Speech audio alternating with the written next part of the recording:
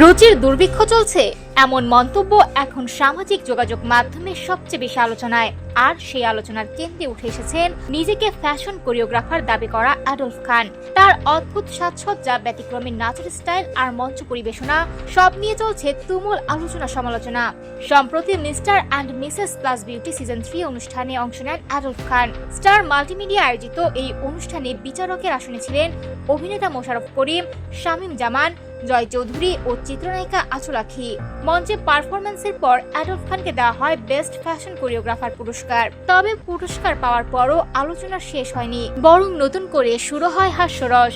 কারণ তার পুরস্কারের ক্রেস্টে কোরিওগ্রাফার এর জায়গায় লেখা ছিল প্রিডিওগ্রাফার। ব্যাস নেটিজেনদের হাতে যেন নতুন এক মজার বিষয় চলে আসে। এরপর অ্যাডলফ খানের নাচের ভিডিও ছড়িয়ে পড়ে ফেসবুক সহ বিভিন্ন সামাজিক যোগাযোগ মাধ্যমে। কেউ তার আত্মবিশ্বাসের প্রশংসা করেছেন, আবার কেউ তার পরিবেশনা নিয়ে করেছেন কঠোর সমালোচনা। অনেকে ব্যঙ্গ করে তাকে জোকার বলেও মন্তব্য করেছেন। তবে এসব সমালোচনায় খুব একটা বিচলিত নন অ্যাডলফ খান।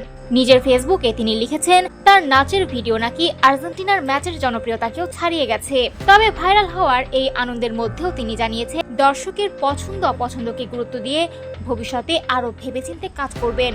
এদিকে অভিনেত্রী ও নৃত্যশিল্পী বিজয়ী বরকতুল্লাহ তার পরিবেশনা নিয়ে তীব্র সমালোচনা করেছেন। তার মতে, প্রশিক্ষণ ছাড়া শিল্পের কোনো শাখা মঞ্চে তুলে ধরা উচিত নয়। অন্যদিকে আয়োজকরা বলছেন, ভাইরাল হওয়া মানেই সবাই প্রশংসা করবে এমন নয়। কারো কাছে যা বিনোদন, অন্য কারো কাছে তা বিরক্তির কারণও হতে পারে।